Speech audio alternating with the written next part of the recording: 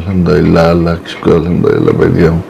اس موقع پر مجھے ایک موضوع دیا گیا تھا، اس موضوع پر میں پہلے بھی کئی دفعہ خطاب کر چکا ہوں۔ میں ذمہ داروں سے معذرت کے ساتھ شعبان کے اس مہینے میں رمضان مبارک جو قرآن مجید کے نزول کا جشن شاہی ہے وہ آ رہا ہے، اس سلسلے میں دل میں یہ بات آئی کہ میں آپ سے اس وقت کچھ گزارشات کروں۔ اگر اسی موضوع پر بات کرنے کا پھر بھی تقاضا رہے گا جو موضوع اس پر رکھا گیا ہے، تو میں انشاءاللہ دوبارہ کوئی وقت دے کر پھر دوبارہ آپ کی خدمت میں حاضر ہو جاؤں۔ دیکھیے، اللہ تعالیٰ کی وہ نعمتیں جو دن رات آدمی پر اور انسانوں پر بارش کے قطروں سے اور ریت کے ذروں سے زیادہ مسلسل جو ہے برس رہی ہیں، جن کے بارے میں قرآن نے کہا وَإِن تَعُدُّوا نِعْمَتَ اللَّهِ لَا تُحْصُوهَا، اللہ کی نعمتوں کو شمار کرنا چاہو، گننا چاہو تو ان کو گن نہیں سکتے، آپ شمار نہیں کر سکتے۔ ان تمام نعمتوں میں سب سے محتم بالشان، سب سے عظیم المرتبت نعمت عظمیٰ، صدر الصدور نعمت عظمیٰ ہے، نعمت علم قرآن۔ اس کے لیے تو اس میں اس کی دلیل یہ ایک سورہ رحمان کی آیتیں ہیں جن کو میں نے پڑھا ہے، الرحمن علم القرآن، اس کی دلیل میں یہ آیت قرآن مجید کی تلاوت کرتا ہوں۔ سورہ رحمان کیا ہے؟ اور یہ اللہ تعالیٰ قرآن مجید کی ایک اہم ترین صورت ہے اور اس کے پڑھنے کے بڑے فضائل ہیں۔ یہ صورت میں اللہ تعالیٰ نے اپنی اہم ترین وہ نعمتیں جن کے بارے میں قرآن کہتا ہے وَإِن تَعُدُّوا نِعْمَتَ اللَّهِ لَا تُحْصُوهَا، اللہ کی نعمتوں کو شمار کرنا چاہو، گننا چاہو تو گن نہیں سکتے۔ ان نعمتوں میں جو صدر الصدور نعمتیں، بڑی نعمتیں ہیں، مکہ انعامات ہیں، ان کا اللہ تعالیٰ نے قرآن مجید میں کی صورت میں ذکر کیا ہے۔ نعمتوں کا ذکر کرتے جاتے ہیں اور ارشاد فرمائے جاتے ہیں فَبِأَيِّ آلَاءِ رَبِّكُمَا تُكَذِّبَانِ فَبِأَيِّ آلَاءِ رَبِّكُمَا تُكَذِّبَانِ۔ ترجمہ یہ ہے جن و انس اللہ کی کس نے نعمت کو جھٹلاؤ گے، اس نعمت کو جھٹلاؤ گے، اس نعمت کی ناشکری کرو گے، اس نعمت کی ناشکری کرو گے۔ جیسے کوئی شفیق ماں اپنے بچوں کو سمجھانے کے لیے کہتی ہے ہماری بات نہیں مانو گے تم، ہماری قدر نہیں کرو گے تم ہماری بات کی کہ ہم نے تمہارے لیے ہر انتظام کیا، تمہیں نیا کپڑے بنا کر دیے، تمہیں نئی سائیکل خرید کے دی، تمہیں آئس کریم منگا کے دی، تمہیں پکنک میں بھیجا، اس طرح۔ تو اللہ تعالیٰ نے جو فہرست بنائی ہے صدر الصدور نعمتوں عظمیٰ کی، اللہ سے زیادہ کوئی نہیں جانتا اپنی نعمتوں کے مقام کو کہ الا یعلم من خلق وهو اللطیف الخبیر، وہ پیدا کرنے والے ہیں اپنے نعمتوں کا۔ تو اس میں عنوان جو لگایا ہے الرحمن علم القرآن، وہ ایسے مشفق و مہربان، وہ دیالو کرپالو جس نے قرآن سکھایا۔ خلق الانسان، انسان پیدا نہیں ہوگا تو اللہ کی نعمتوں سے کیسے فائدہ اٹھائے گا، لیکن تخلیق کی نعمت کو دوسرے نمبر پر ذکر کیا ہے، پہلے نمبر پر اس کو ذکر کیا ہے۔ کوئی بھی فہرست بنائی جاتی ہے تو سب سے پہلے سب سے اہم شخصیت، سب سے اہم ترین چیز کا نام لکھا جاتا ہے۔ ہم جلسے کا دورہ آج کل یہاں چل رہا ہے، بہت جلسوں کے اشتہار دیکھتے ہیں جن میں بہت سے شرکاء، علماء اور شعراء کے نام ہوتے ہیں، فلاں بلبل ہند، فلاں فلاں القاب و آداب کے ساتھ۔ اس میں ایک موٹی جو ہے لائن میں سر ماتھے پر صدر جلسہ کا نام لکھا ہے، زیر صدارت فدائے ملت، مفکر اسلام، صدیق دورہ، عارف باللہ، فلاں فلاں فلاں۔ جب میں اس قرآن مجید کی سورہ رحمان کو پڑھتا ہوں تو مجھے لگتا ہے کہ اللہ تعالیٰ جب مختلف نعمتوں کا ذکر کر رہے ہیں تو ارشاد فرمائے زیر صدارت صدر الصدور نعمت عظمیٰ علم قرآن۔ حدیث سے بھی اس کی تائید ہوتی ہے۔ امام احمد بن حنبل نے حضرت ابو ہریرہ رضی اللہ تعالیٰ عنہ سے ایک روایت نقل کی ہے کہ اللہ تعالیٰ نے جس شخص کو علم قرآن سے نوازا، وہ کسی دوسرے شخص کو جس کو کوئی دوسری نعمت دی گئی ہو، اس کو بادشاہ بنا دیا، اس کو کوئی راج دے دیا، پارٹ دے دیا، اس کو کوئی جو ہے مال کی خزانے دے دیے، اس کو کوئی اور عہدہ یا کوئی اور دینی نعمت دے دی، اس کو رشک کی نگاہ سے دیکھا، حسرت کی کہ ہمارے پاس تو یہ نہیں، تو اللہ کے نبی فرماتے ہیں اس نے اس نعمت عظمیٰ کی توہین کی جو اللہ نے اپنے فضل خاص سے اس کو عطا فرمائی۔ جس کو قرآن کا علم دے دیا، قرآن کا حافظ بنا دیا، قرآن کا معلم بنا دیا، قرآن کا مفسر بنا دیا، وہ کسی دنیا اور دوسری دولت والے کو اگر رشک کی نگاہ سے دیکھتا ہے تو بالکل ایسا ہے جیسے کسی کو سونے کا خزانہ دے دیا، وہ 4 آنے اور 8 آنے والے کو حسرت سے دیکھے کہ ہمارے پاس 4 آنے نہیں ہیں، 8 آنے نہیں۔ سب سے بڑی نعمت علم قرآن ہے۔ اس کی ایک عقلی توجہ بھی ہے کہ انسان کو اللہ تعالیٰ نے جو نعمتیں دی ہیں سب انسان کے فائدے کے لیے پیدا کی ہیں۔ انسان کا مزاج یہ ہے کہ بڑی سے بڑی کوئی نعمت ہو اور اس کے استعمال کا طریقہ، قاعدہ اور ضابطہ وہ جانتا نہیں ہے، اس کے مطابق اس استعمال نہیں کرتا تو وہ نعمت اس کے لیے فائدے مند رحمت بننے کے بجائے زحمت بن جاتی ہے۔ ملک کی سب سے قیمتی گاڑی آپ نے کروڑوں روپے میں خریدی اور آپ کو ڈرائیونگ کا ضابطہ اس کے ڈرائیونگ نہیں آتی ہے اور ڈرائیونگ کے ضابطے اصول سے آپ واقف نہیں ہیں، آپ لے کر چلیں گے تو آپ خود بھی ہلاک ہوں گے، دوسرے لوگوں کو بھی ہلاک کریں گے۔ اس کی وجہ ہے کہ آپ کو اس کا طریقہ استعمال نہیں ہے۔ تو اللہ تعالیٰ نے جو نعمتیں دی ہیں ہمیں، دنیا اور آخرت کی نعمتیں ساری کی ساری ہماری زندگی میں اور باہر جو چیز وَسَخَّرَ لَكُم مَا فِي السَّمَاوَاتِ وَمَا فِي الْأَرْضِ جَمِيعًا مِّنْهُ، ان تمام مخلوقات کو ہماری خدمت میں لگایا ہے اور اس سے اس پورے نظام سے فائدہ اٹھانے کے ضابطے اور قاعدے کا نام قرآن مجید ہے۔ اس کے سائے میں اگر ہم اس سے استعمال کریں گے تو ہم ہر نعمت سے فائدہ اٹھا سکیں۔ اس لیے اللہ تعالیٰ نے اس نعمت کو صدر الصدور نعمت، اور اس کے ساتھ اللہ کو اتنا زیادہ، اللہ کو اس قرآن مجید کے ساتھ، چونکہ اللہ کا کلام ہے یہ، تو قرآن مجید کے ساتھ ایسا تعلق ہے کہ قرآن مجید کے ساتھ وابستہ ہر چیز کو اللہ تعالیٰ نے معزز بنانے کا فیصلہ کر دیا۔ قرآن کے نزول کے وقت سے ہر چیز اللہ کے نزدیک صرف وہی چیز، وہی وقت اللہ کے نزدیک وہ جو ہر چیز وہ جو ہے قیمتی ہے۔ چنانچہ ماہ مبارک یا رمضان مبارک کا مہینہ کی آمد ہو رہی ہے ہم لوگ، تو اللہ جو ہے یہ صرف جس مہینے میں قرآن مجید نازل ہوا، اللہ تعالیٰ نے اس کو جو ہے کیسا بابرکت کے اس میں اجر و ثواب جو ہے نفلوں کا ثواب 70 فرضوں کے برابر، فرضوں کا ثواب 70 گنا بڑھا دیا جاتا ہے۔ اس کو شہر عظیم فرمایا، رحمت کا مہینہ، شہر مبارک فرمایا اللہ کے نبی صلی اللہ علیہ وسلم نے۔ یہ عظیم مہینہ ہے، اس میں اللہ تعالیٰ نے قیامت تک اب اپنے بندوں کے لیے اجر و ثواب کی زیادتی اور رحمت عطا اور مغفرت کی بارش کے فیصلے فرما دیے۔ قرآن مجید جس جو ہے رات میں قرآن مجید نازل ہوا اس کو لیلۃ القدر خیر وما ادراک لیلۃ القدر قرار دے دیا، اس کو لیلۃ القدر خیر من الف شہر، 1000 مہینوں سے افضل اس کو قرار دے دیا۔ اس کو قرآن مجید سے جو کسی طرح کی وہ وابستگی ہے، حتیٰ کہ جس صحیفے پر اور جس لکڑی پر یا کسی تختی پر قرآن مجید کی آیت لکھی جائے، وَإِنَّهُ لَقُرْآنٌ كَرِيمٌ فِي كِتَابٍ لَا يَمَسُّهُ إِلَّا الْمُطَهَّرُونَ، اس کو پاکیزہ، مقدس اور موقر اور محترم قرار دے دیا گیا۔ اس لیے ان افراد، ان شخصیات کو جو ہے قرآن اللہ کے نبی صلی اللہ علیہ وسلم نے ارشاد فرمایا، سید المحدثین حضرت امام بخاری کی اصل کتاب بعد کتاب اللہ حدیث کی صدر کتاب میں جو ہے یہ حدیث اللہ تعالیٰ نے جمع کروائی اور مرتب کروائی، خیرکم من تعلم القرآن وعلمہ، تم میں سب سے بہتر وہ جو قرآن سیکھے اور سکھائے۔ تو اللہ تعالیٰ نے ہمیں اس دنیا میں، ہمیں بھائیوں، نوجوان دوستوں، دائیوں اور طلباء طالبین علوم نبوت، ہمیں اس دنیا میں اللہ تعالیٰ نے مزرعۃ الآخرہ بنا کر اس دنیا میں یہاں بھیجا ہے، یہاں رہنا نہیں ہے بلکہ آخرت کی کمائی کے لیے ہمیں بھیجا ہے۔ اور ہم سب کو ہمارا جو ہے آخرت کا مسافر بنایا ہے، ہم سب کو، انسان کو بنایا گیا مسافر آخرت بنا کر بھیجا گیا۔ ہر قدم ہمارا جو اٹھ رہا ہے، تاکہ جو علاج کے لیے ہم اٹھا رہے ہیں، علاج کے لیے بظاہر آدمی اس بیماری میں کوشش کرتا ہے زیادہ جس میں موت کا خطرہ زیادہ ہوتا ہے، تو موت سے بچنے کی کوشش کر رہا ہے، وہ بھی ہمیں موت کی طرف اور بدلے کے دن کی طرف لے جا رہا ہے۔ اور ہم سب کو مرنے کے بعد جا کر اللہ کے حضور ان یہاں کی جو نعمتیں ہیں، ایک چھوٹی سے چھوٹی، بڑی سے بڑی نعمتوں کا حساب ہوگا یقین۔ تو حساب جو کیا جائے گا، اللہ کے نبی صلی اللہ علیہ وسلم نے ارشاد فرمایا، آدمی کو قدم ہلانے کی اجازت نہیں دی جائے گی، آدمی کو قدم ہلانے کی اجازت دی جائے گی جب تک کہ وہ 4 سوالوں کے جواب نہ دے۔ ہر آدمی کو اس سے گزرنا ہے۔ تو ان میں سب سے پہلا سوال، سب سے بڑی نعمت، سب سے بڑی قیمتی نعمت ہے زندگی کی یہ گھڑیاں۔ ان گھڑیوں کے بارے میں سوال ہوگا۔ جو نعمتیں، جو انعامات کے سلسلے میں ہم سے سوال کیا جائے گا، ان میں ان عمر ہی ما افنا، اللہ کے نبی صلی اللہ علیہ وسلم نے ارشاد فرمایا کسی عمر کی ان گھڑیوں کے بارے میں سوال ہوگا۔ یقیناً وقت ایک بہت ہی قیمتی، جو دنیا کی نعمتیں اللہ تعالیٰ نے ہمیں عطا فرمائی ہیں دنیا میں، ان میں وقت بہت قیمتی نعمت ہے۔ قرآن مجید تو دین اور دنیا کی نعمتوں میں سب سے بڑی نعمت ہے، لیکن جو دنیاوی نعمتیں اللہ نے ہمارے فائدے کے لیے اور استعمال کے لیے دی ہیں، اس میں وقت سے بڑی کوئی قیمتی نعمت ہے۔ قیمتی نعمت بھی کہنا مشکل ہے، یعنی کسی چیز کو قیمت سے خرید لیا جائے تو اسے قیمتی نعمت کہا جاتا ہے،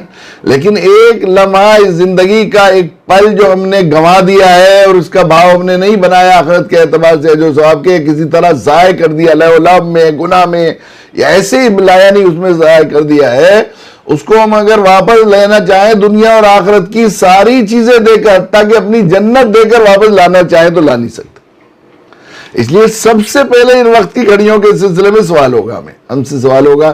تو آدمی ہوش مندی ہے، عقل مند وہ ہے جو آدمی اس وقت کی قدر کرے، اس وقت کی جو ہے قیمت بنا لے. اس وقت کے سلسلے میں حساسیتی کا نام دینداری ہے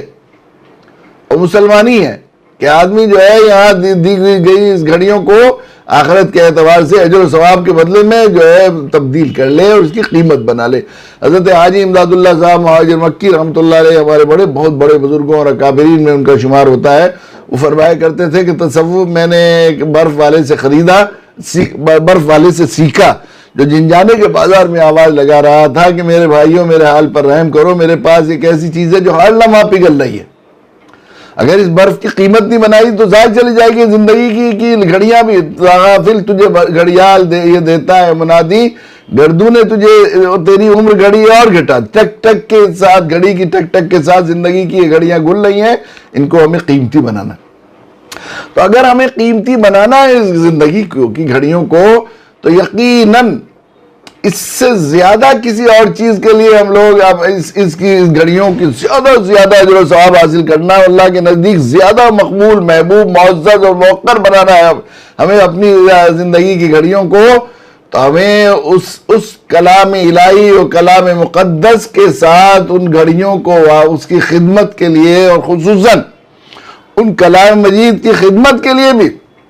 وہ کام جو اپنے نبی جناب رسول اللہ صلی اللہ علیہ وسلم کو منصبی فریضہ بنایا ہے، اور ہمیں جناب رسول اللہ صلی اللہ علیہ وسلم کی ختم نبوت کے صدقے میں قرآن مجید کو دنیا انسانیت تک پہنچانے کے لیے جو ہمیں خیر امت کا لقب جس کی وجہ سے دیا ہے، تو ہم زندگی کی گھڑیوں کو اس کام سے زیادہ، اس سے زیادہ کسی اور چیز کی میں قیمت نہیں بنا سکتے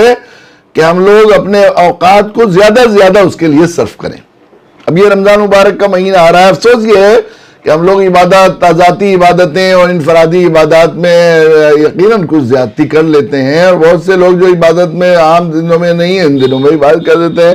لیکن عموماً دعوتی کوششیں اور دینی جد و جہد کے سلسلے میں عموماً اور جو ہے خصوصاً یہ جو دعوت بالقرآن کے سلسلے کی چیزیں ہیں، ان میں اور زیادہ کمی آ جاتی ہے. بجائے زیادتی ہونے کے ہم لوگ یہ کرتے ہیں، اور زیادہ کمی آ جاتی ہے. حالانکہ رمضان مبارک کا جو ہے پورا جشن عطا کا، اور یہ پوری باد بہارہ نزول قرآن کا صدقہ ہے، قرآن مجید کا اعزاز ہے، اور قرآن مجید کے نزول کا جشن ہے، جشن شاہی ہے. تو جس رمضان مبارک کی زیادہ سے زیادہ برکتیں حاصل کرنے کے لیے ہمیں ظاہر ہے کہ قرآن جو ہدی للناس ہے، دعوتی کتاب ہے، دعوت کا نصاب ہے، جو اللہ نے خود ہمارے لیے طے کیا ہے، اس کے ساتھ جس درجہ وابستگی ہماری ہوتی چلی جائے گی، اور اس کی خدمت، اور خصوصاً قرآن کو دنیا انسانیت تک دعوت بالقرآن، تعارف قرآن لوگوں تک صحیح تعارف پہنچا کر ہم لوگوں تک پہنچائیں گے، تو اتنا زیادہ اللہ کے نزدیک جو ہے وہ ہمارا یہ وقت مقبول ہوتا چلا جائے گا، اور ہم بھی اللہ کے محبوب، مقبول اور رمضان کی زیادہ برکتیں اور اجر و ثواب کمانے والے ہوں گے.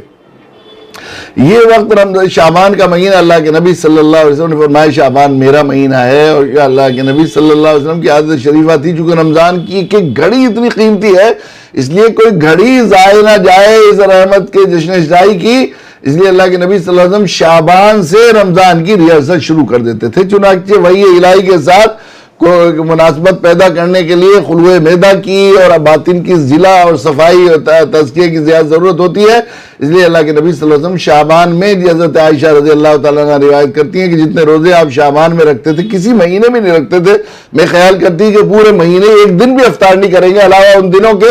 جو رمضان اور شعبان سے فصل کرنے کے لیے آخر میں افطار فرما لیتے تھے. شعبان سے ریہرسل کرتے تھے کہ رمضان کا کوئی وقت ضائع نہ چلے جائے، اس کے لیے پلان بناتے تھے. تو ہمیں بھی ضرورت ہے اس وقت اس کا پلان بنایا جائے کہ ہم لوگ قرآن کو دنیا انسانیت تک کیسے صحیح تعارف کے ساتھ پہنچائے. بڑا المیہ قرآن مجید کے ساتھ یہ ہوا ہے، ہم نے جو ظلم کیا ہے قرآن مجید کے ساتھ، جو ناانصافی کی ہے، وہ یہ کی ہے کہ قرآن مجید کا ہمیں بھی اسی طرح تعارف ہے، اور ہم نے دنیا انسانی، مسلمان بھی یہی سمجھتے ہیں اور غیر مسلم بھی یہی سمجھتے ہیں کہ قرآن مجید مسلمانوں کا دھارمک گرنتھ ہے. حالانکہ قرآن مجید میں ایک لفظ اللہ کے نبی صلی اللہ علیہ وسلم کے کسی فرمان سے یہ بات ثابت نہیں ہوتی ہے کہ قرآن مجید مسلمانوں کا دھارمک گرنتھ ہے. تبارک الذی نزل الفرقان علی عبدہ لیکون للعالمین نذیرا.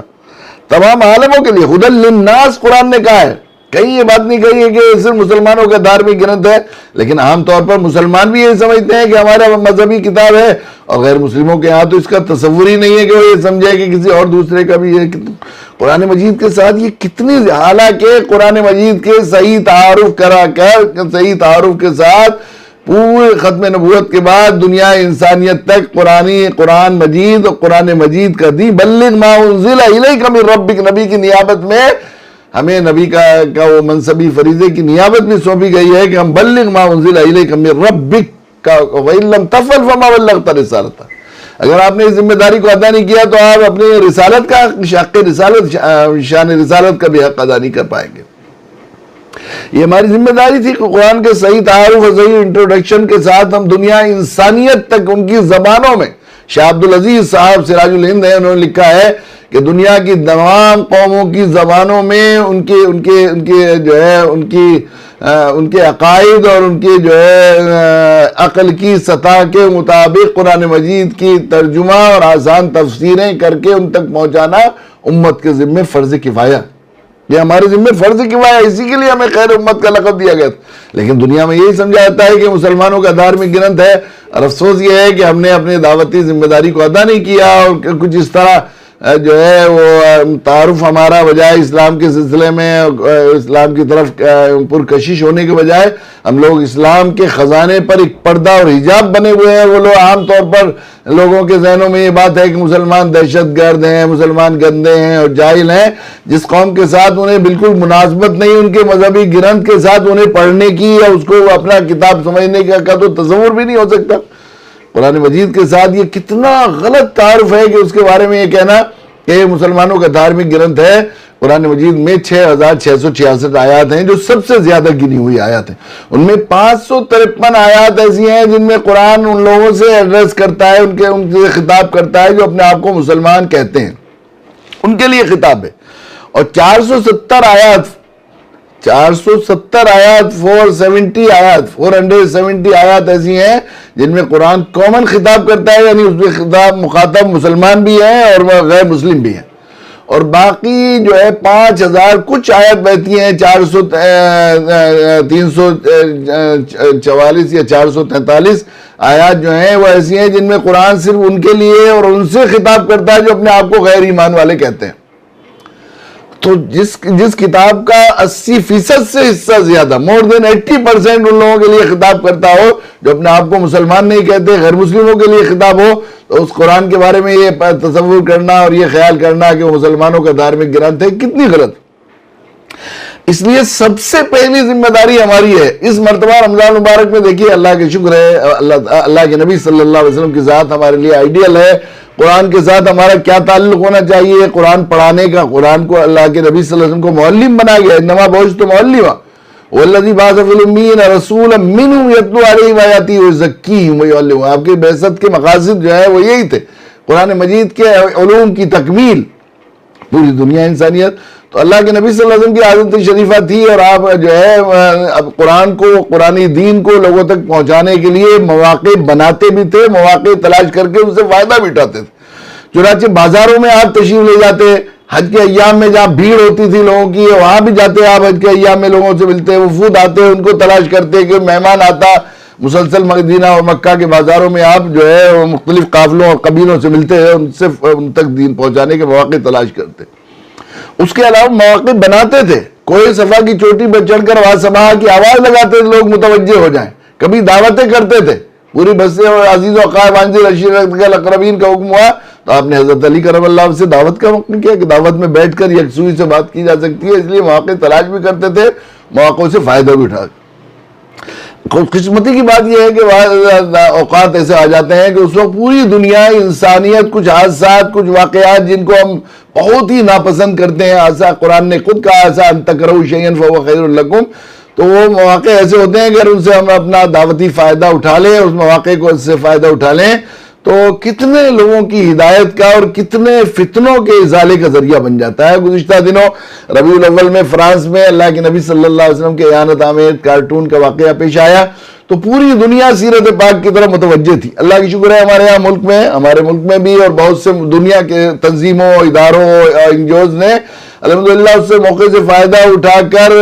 جو ہے ماہ رحمت کا ایک خاکہ بنایا. ہمارے ساتھیوں نے بنایا 4 ہفتوں میں تقسیم کر کے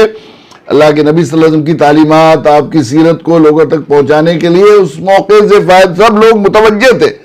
پوری دنیا کی میڈیا کی نگاہیں اور عوام اور دانشوروں کی نگاہیں اور ہر ایک کی نگاہیں اس کی طرف ہو گئی تھی اس واقعے کی وجہ سے. تو اس موقع سے فائدہ اٹھایا اور اللہ کا شکر ہے کتنے لوگوں نے سیرت کو سمجھا اور پڑھا، اور بڑی تعداد اللہ کا شکر ہے کہ اللہ کے نبی صلی اللہ علیہ وسلم کے دین کے سائے میں آ گئی، سائے رحمت میں آئی. خود فرانس میں ہمارے بعض دوستوں نے یہ بات بتائی کہ پچھلے 5 سال میں کل ملا کر فرانس میں اتنے لوگ ایمان میں نہیں آئے جتنے صرف ایک ربیع الاول کے مہینے میں جو آئے. اس لیے کہ اب دنیا مسلمانوں ذرا متوجہ ہوئے اور اس کی طرف جو ہے اس میں اللہ کی شکر ہے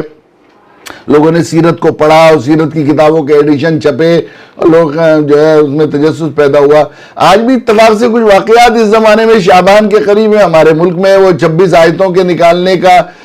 کے سلسلے میں ایک کم عقل اور ایک جو ہے ناقبت اندیش اور ایک بدقسمت آدمی نے سپریم کورٹ میں ہمارے یہاں کی درخواست دی ہے. اور اس طرح اور دنیا کے بعض ملکوں میں بھی قرآن کے خلاف اس طرح کی چیزیں ہوئی ہیں کہ عام طور پر دنیا کے سوشل میڈیا اور دوسرے طور سے قرآن کی طرف متوجہ ہے. یوں بھی لوگوں کو معلوم ہے کہ قرآن رمضان مبارک قرآن مجید کا جشن شاہی ہے، قرآن زیادہ پڑھا بھی جاتا ہے، قرآن کی طرف لوگ کسی نہ کسی درجے میں متوجہ بھی ہوتے ہیں. تو ہم لوگ اس سے ایک فائدہ اٹھائیں. میری درخواست ہے کہ ہم لوگ جو ہے دیکھیے قرآن کی حیثیت تو آفتاب کہنا بھی کچھ نہیں ہے. آفتاب پر کہتے ہیں دھول ڈالنے سے کچھ نہیں ہوتا. آفتاب کی تو کوئی حیثیت نہیں، اللہ کی مخلوق ہے، اللہ کا کلام ہے، کلام الملوک ہے. تو یہ کلاموں کا ملوک ہے. تو یہ تو ایسی شان والا ہے قرآن مجید. اس کے خلاف کوئی آواز تو شروع سے لگاتے رہے ہیں، لیکن اس کے خلاف احتجاج کرنے اور آواز خلاف جو ہے حرکتیں کرنے والوں کے ساتھ ہم لوگ ریلیاں اور احتجاج کرنے کے بجائے، اس لیے کہ ہمیں داعی بنایا ہے. داعی کی حیثیت طبیب ہے اور طبیب کا منصب علاج ہوتا ہے، نہ کہ احتجاج. تو ہمیں احتجاج سے مسئلہ حل نہیں ہوگا کسی حال میں. یہ اندھیرے ہیں، یہ برائیاں ہیں، یہ خرابیاں ہیں جو ہے، اس کے علاج اور دوا کی ضرورت ہے ہمیں. اور اس کا علاج ہمیں نبی اکرم صلی اللہ علیہ وسلم نے بتایا کہ ہم ایسے موقعوں سے فائدہ اٹھا کر قرآن کی حقیقت اور قرآن کا تعارف لوگوں تک پہنچائیں. انشاءاللہ کتنے لوگ قرآن دین کے سائے میں آ سکتے ہیں. اس کے لیے ہم لوگ کوشش کریں، ہم لوگ جو ہے منصوبہ بند طریقے پر، میری درخواست ہے کہ ہم لوگ ایک خاکہ بنائیں اور جو ہے منصوبہ بند طریقے پر ہم لوگ شعبان کے مہینے میں خاکہ بنا کر ہفتوں میں تقسیم کر کے یا عشروں میں تقسیم کر کے قرآن کو لوگوں تک زیادہ پہنچانے کا ایک پلان بنائیں. اس کے لیے سب سے پہلی ضرورت تو ہم ذہن میں بنا لیں کہ ہم لوگ اس مرتبہ اپنے آپ مسلمانوں میں بھی اور خصوصاً غیر مسلم برادران وطن جو جہاں کہیں کے بھی ہیں وہاں پر ہم لوگ ان کی زبانوں میں جو بھی لائے عمل اپنے اپنے علاقے کے لحاظ سے اس طرح کا ایک خاکہ بنائیں گے کہ ہم لوگ اس غلط فہمی کو 100% ازالہ کر دیں گے کہ قرآن مجید اس کو جو ہے ذہنوں سے نکال دیں گے، صاف کر دیں گے. قرآن مجید سے مسلمانوں کا دھارمک گرنتھ ہے، بلکہ قرآن مجید ہم سب کے پیدا کرنے والے رحمان و رحیم مالک ساری ماؤں کو معاوضہ دینے والے رب کی طرف سے زندگی گزارنے کا بہترین ڈھنگ اور اس کی طرف سے بھیجے گئے آئین اور منشور کا last up to date and complete edition کا نام قرآن مجید ہے، جس کو صحیح تعارف کے ساتھ ختم نبوت کے بعد پوری انسانیت تک پہنچانا ایک مسلمان کا منصبی فریضہ، سب سے پہلا فریضہ ہے. سب سے پہلا فریضہ منصبی فریضہ ہے، جس کے کیے بغیر وہ مسلمان کہلائے جانا جو ہے صحیح نہیں، کہلائے جانے کا حقدار نہیں ہے. اور جس کا ماننا جس طرح کسی امام حرم، کسی عالم، کسی مفتی، کسی قاری اور کسی متقی اور بزرگ اور مرشد کے لیے ضروری ہے، اس طرح کسی پنڈت جی کے لیے، کسی فادر کے لیے اور کسی عیسائی پیشوا کے لیے بھی اتنا ہی ضروری ہے. تو ہم اپنی پوری اس کی کوشش کریں کہ ہم لوگ قرآن مجید کا اس صحیح تعارف لوگوں تک پہنچائیں. جو اس کے لیے قرآن کی آیتوں کا انتخاب کیا جائے، اللہ کے نبی صلی اللہ علیہ وسلم نے جو قرآن کا تعارف کرایا ہے اس کو لوگوں تک پہنچایا جائے. اس کے لیے ایک پیدا کیا جائے اور ہم لوگ پھر یہ جو قرآن مجید کی جو عظمت ہونی چاہیے، جو اللہ چاہتے ہیں، قرآن مجید کی عظمت اور قدردانی کے لیے ہمیں رمضان مبارک کا مہینہ دیا ہے، اس کا استخفاف اور ناقدری کا جو ہمارے یہاں اعانت کا ایک طرح سے معاملہ ہو گیا ہے، ہم لوگ کوشش کریں گے کہ امت مسلمہ میں بھی قرآن اور قرآن والوں کی قدر و منزلت بڑھے، اسی کوشش کریں، اس کے لیے خاکہ بنایا جائے۔ اس کے سب سے پہلے ظاہر ہے کہ سب سے پہلے ہمیں اسلام کا اصول یہ ہے کہ الاقرب فالاقرب، سب سے پہلے اپنا، یا ایھا الذین آمنوا قوا انفسکم واہلیکم نارا، قرآن کا ضابطہ ہے، پہلے اپنے آپ کو دوزخ کی آگ سے بچاؤ، پھر اپنے اہل و عیال کو دوزخ کی آگ سے بچاؤ۔ جتنا قریبی رشتہ، پہلے اپنی جان کا حق ہے، پھر اس کے بعد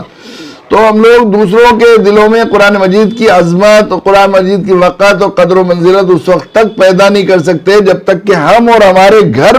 والوں کے دلوں میں قرآن کی عظمت و قدر پیدا نہ ہو۔ اس کے لیے گھر میں میری درخواست ہے ہم لوگ ایک خاکہ بنائیں کہ کم سے کم شعبان کے مہینے میں وقتاً فوقتاً ہر ہفتے میں ایک مشورے کی میٹنگ ہو، اس میں ہم لوگ قرآن کی عظمت کو یہاں سے شروع کریں۔ سب سے پہلے گھر میں رکھے ہوئے قرآن مجید کی شکلوں کو دیکھیں، ان کی حالت کو دیکھیں، جو اوراق قرآن ہمارے یہاں یہ بھی قرآن مجید کی انتہائی ناقدری ہے اور ایک طرح سے توہین ہے کہ ہمارے گھروں میں جو ہے سب سے گندی حالت میں اور سب سے زیادہ گرد آلود جو چیزیں دکھائی دیتی ہیں ان میں قرآن کے اوراق اور قرآن کے صحف سب سے زیادہ جو ہے گرد آلود ہوتے ہیں عموماً۔ عام طور پر خوش قسمت کچھ لوگ ہیں جو واقعی قدردانی کرنے والے ہیں، لیکن ہم لوگ اندر گھروں میں جاتے ہیں تو ہم دیکھتے ہیں خصوصاً وہ پھٹے پرانے اوراق، وہ کہیں پیروں میں پڑتے ہیں، کہیں کچھ کرتے ہیں، جو قرآن مجید استعمال کے لائق اور پڑھنے اور تلاوت کے لائق نہیں ہے، ان کو ہم لوگ بہت عظمت اور احترام کے ساتھ کسی محفوظ جگہ دفن کریں اور یہ بے حرمتی ختم ہو۔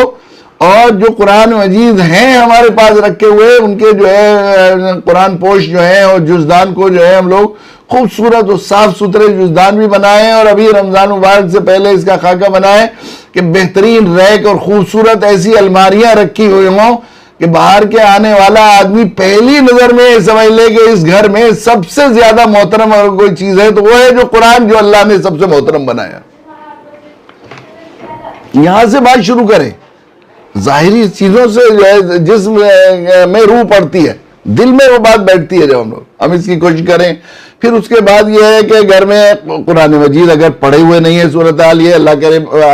بنگلہ دیش میں ایسی صورتحال نہ ہو، ہمارے یہاں ہندوستان میں تو صورتحال یہ ہے قرآن مجید کی کہ پڑھنے کے ساتھ الفاظ کے ساتھ ہمارا یہ معاملہ ہے قرآن مجید کا کہ یہاں پر جو ہے ہم نے ایک مرتبہ سروے کرایا تھا، مظفر نگر اور سہارنپور ہندوستان میں وہ اضلاع ہے جہاں پر سب سے زیادہ مدرسے ہیں پوری دنیا میں، سب سے زیادہ مدرسے مظفر نگر اور سہارنپور میں ہیں۔ دارالعلوم دیوبند، دارالعلوم سہارنپور اور مفتاح العلوم جلال آباد، اشرف العلوم رشیدی اور سارے بڑے بڑے ادارے یہاں پر موجود ہیں۔ تو یہاں پر 4.5% 4.5% بالغ مرد عورت قرآن مجید ناظرہ پڑھے ہوئے الٹے سیدھے، تجوید کے ساتھ نہیں، حالانکہ تجوید کے ساتھ قرآن مجید کا پڑھنا واجب ہے۔ تو 95% لوگ پڑھے ہوئے نہیں، تو اپنے گھر میں اس کا محاسبہ کرے اور اس کا وہ کرے کہ کتنے لوگ ناظرہ قرآن مجید پڑھے ہوئے ہیں، کتنے لوگ نہیں پڑھے ہوئے ہیں۔ تو ابھی رمضان مبارک سے پہلے ہی سے قرآن مجید کو پڑھنے کا پروگرام بنا ہے۔ پھر قرآن مجید میں اللہ ہم سے کیا چاہتے ہیں، قرآن مجید کا صحیح تعارف ہمیں جبھی ہوگا۔ لوگ ایک ترجمہ قرآن پاک کا 200 گھنٹے کا نصاب بنایا ہوا ہے، وہ یقیناً میں سمجھتا ہوں مفتی زبیر صاحب نے اپنے آپ ہی شروع کیا ہوگا۔ ہمارے یہاں ہزاروں اللہ کو شکر ہے مرکز چل رہے ہیں، 200 گھنٹے کوئی نیا آدمی دے دیتا ہے اردو جاننے والا تو قرآن مجید کا ترجمہ دوسرے کو پڑھانے لگتا ہے، اس لیے کہ قرآن والا قد یسرنا القرآن للذکر فہل من مدکر، قرآن نے کہا ہے تذکیر کے لیے میرے اللہ کیا چاہتے ہیں، کیا میرے اللہ کو پسند ہے، مجھ سے کیا کیسی زندگی چاہتے ہیں اور کس چیز سے روکنا چاہتے ہیں، یہ سمجھنے کے لیے تذکیر کے لیے قرآن مجید انتہائی آسان کیا گیا۔ پھر گھر میں اس کی کوشش کی جائے کہ گھر میں کوئی عالم اگر ہے تو بہت اچھا ہے، اگر نہیں ہے تو کسی باہری سے عالم کا انتظام کیا جائے کہ وہ قرآن مجید میں درس قرآن کا گھر میں سلسلہ بھی ہم رمضان مبارک میں شروع کریں۔ رمضان مبارک میں درس قرآن کا سلسلہ شروع کیا جائے۔ رمضان مبارک میں درس قرآن جو ہے اگر ایسا ممکن نہیں ہے تو کوئی تفسیر معارف القرآن اپنی زبان میں، یا کوئی اور جو تفسیر آپ کے یہاں علاقے میں معتبر عالم کی ملتی ہو، یا حضرت مفتی تقی عثمانی صاحب کی آسان تفسیر بالکل ہے، آخری درجے کی بات ہے کہ ہم لوگ کم سے کم اسی کو گھر میں پڑھیں، اور اس میں پوری جو ہے گھر کے لوگوں کو اس میں پہلے سے مشورے میں آمادہ کریں، ان سب کو اس میں شریک کریں، یہ کوشش کریں۔ پھر اپنے گھر میں ہم لوگ یہ کوشش کریں، اس کا بھی ایک خاکہ بنائیں کہ اب تعارف قرآن دنیا انسانیت تک ہمیں پہنچانا ہے، اس کے لیے ہم اپنے گھر کی آمدنی کئی لوگ کمانے والے ہوں تو اپنی کمائی سے ایک حصہ دعوت بالقرآن کے لیے اور دنیا انسانیت تک قرآن پہنچانے کے لیے، خصوصاً رمضان مبارک میں تعلیم قرآن انسانوں تک اور سب تک پہنچانے کے لیے ہم لوگ اس میں سے ایک حصہ جو ہے صرف کریں گے، یہ جو ہے گھر میں خاکہ بنائے جائے۔ اس کے لیے ایک یہ بھی کام کرنا ضروری ہے رمضان مبارک کا، کہ گھڑی قیمتی ہے کہ ہم لوگ گھر میں اس کا خاکہ بنائیں، خواتین اور مرد مل کر اس کا جو ہے بنائیں کہ ہم لوگ جو کام رمضان سے پہلے نمٹا سکتے ہیں، رمضان کی عبادات اور طاعات اور دعوت بالقرآن کے لیے رمضان میں اپنے آپ کو فارغ کرنے کے لیے عید کی تیاری وغیرہ ہے، کپڑے بنانے ہیں، افطار اور سحر کا انتظام کرنا ہے، اس کو انشاءاللہ رمضان سے پہلے نمٹا لیں گے، اس کا اہتمام کیا جائے۔ اس کی بھی بڑی ضرورت ہے چونکہ وہی الہی قرآن مجید سے پورا فائدہ اٹھانے کے لیے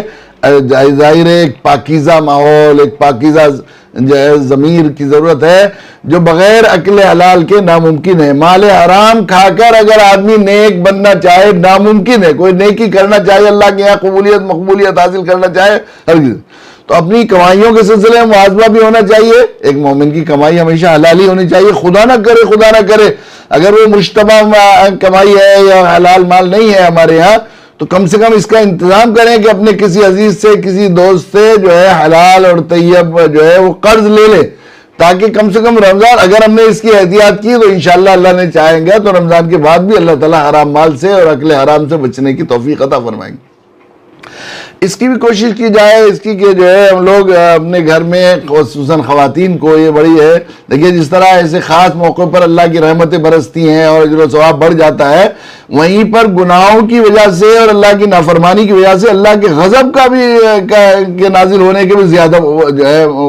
امکانات ہوتے ہیں۔ اس لیے نافرمانیوں اور گناہوں سے بچنے کا،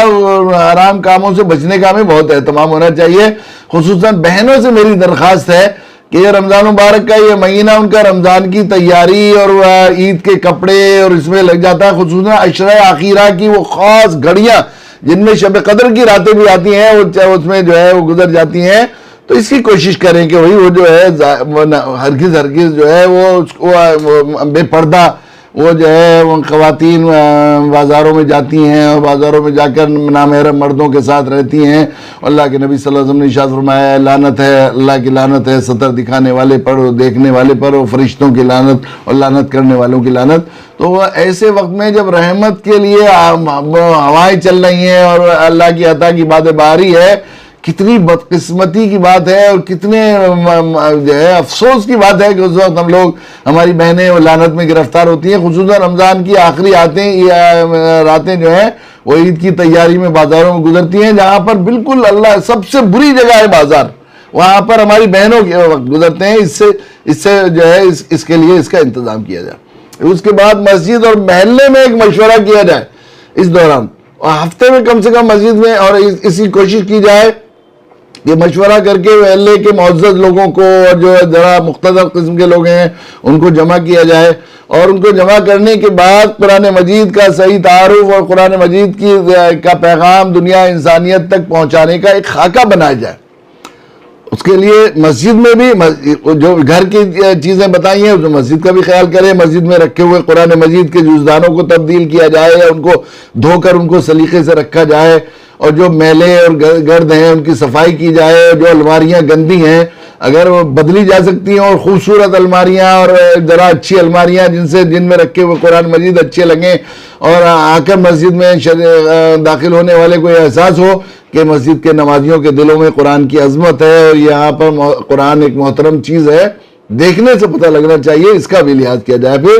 مسجد میں مکاتب قرآنی کا سلسلہ شروع کیا جائے، مساجد اگر نہیں ہوتا ہے تو مکاتب قرآنی کا بھی سلسلہ بھی شروع کیا جائے، اور ترجمہ قرآن کی کلاسز کا بھی، اور درس قرآن اگر امام صاحب کر سکتے ہیں، اور سبحان اللہ نہ ہو تو کسی عالم دین کو باقاعدہ ان سے درخواست کر کے ان کی کچھ حق خدمت پیش کر کے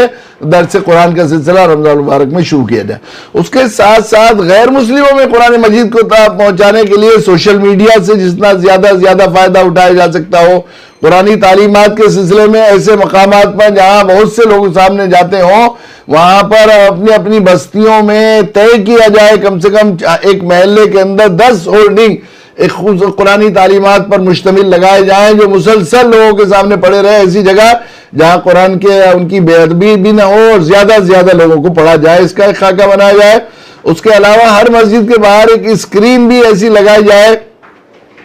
جہاں پر قرآن کی تعلیمات خصوصاً یا ایھا الانسان وغیرہ کی جو آیتیں ہیں جو انسانوں کے لیے ہیں, اگر غیر مسلم جہاں پر رہتے ہوں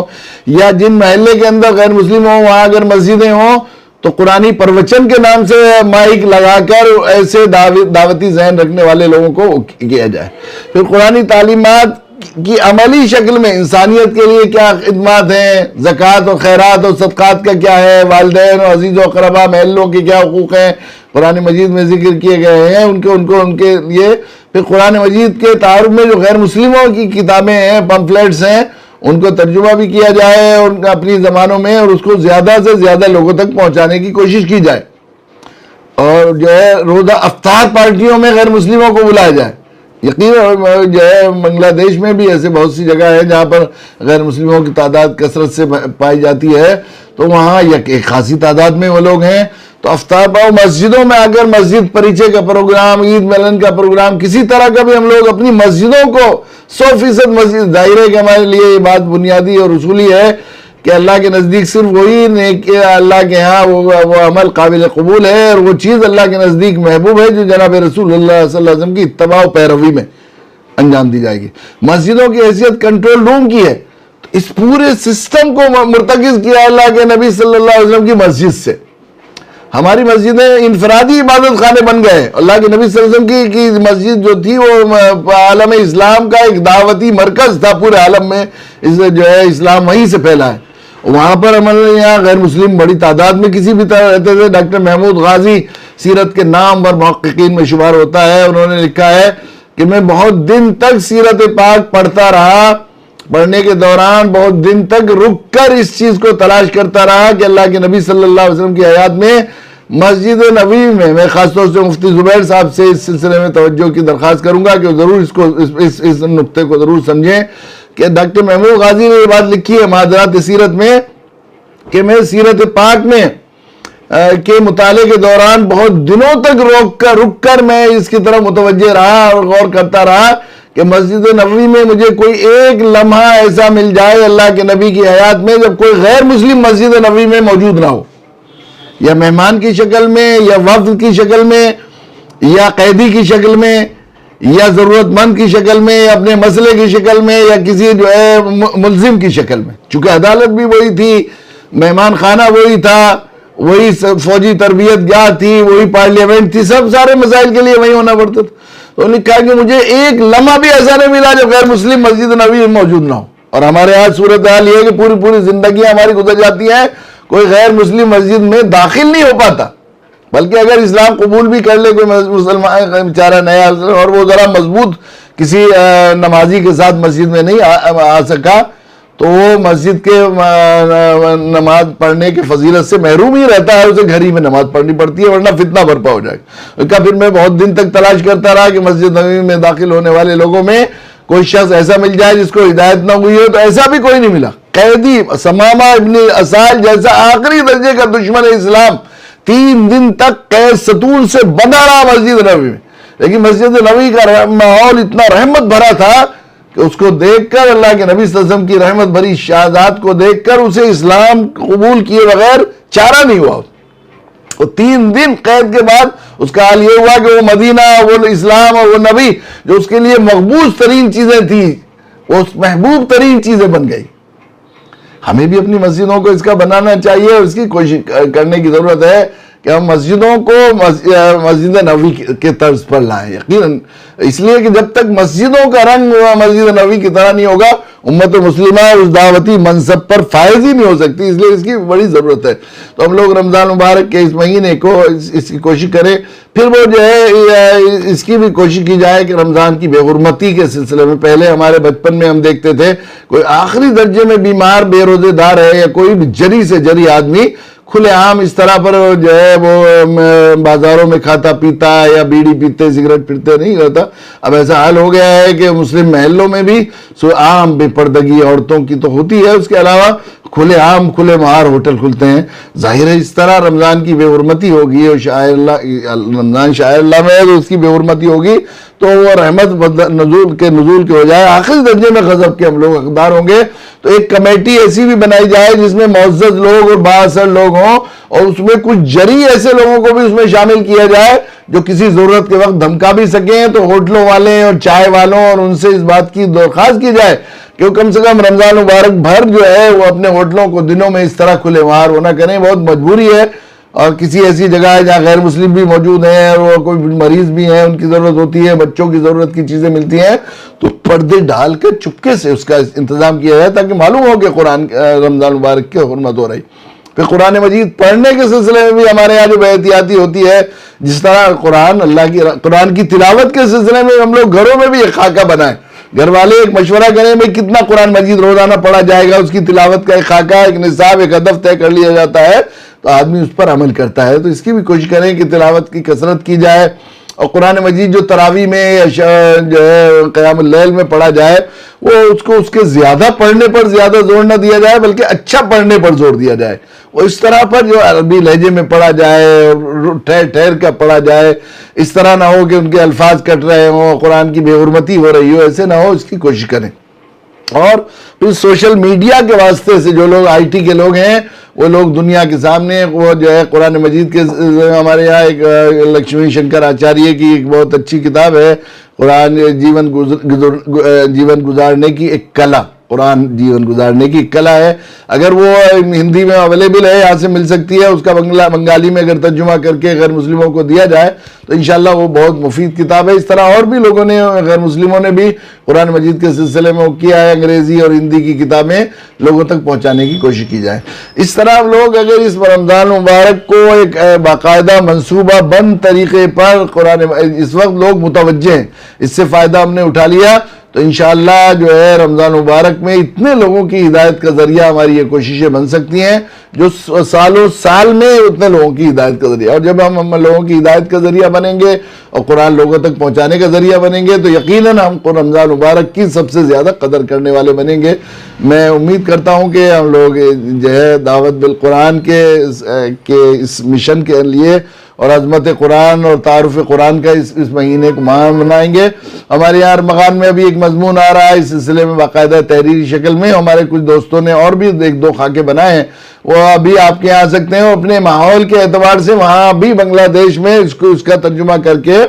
اپنے لحاظ سے کچھ تبدیلی کر کے اس کے خاکے بنائے جائیں اور سوشل میڈیا پر اس کے وائرل کیا جائے اور اس پر آمادہ کیا جائے کہ لوگ اس میں زیادہ سے زیادہ اس سے فائدہ اٹھائیں اور اس کا حصہ بنیں. اللہ تعالیٰ آپ کو خوب علم نافع سے مالا مال فرمائے اور اللہ تعالیٰ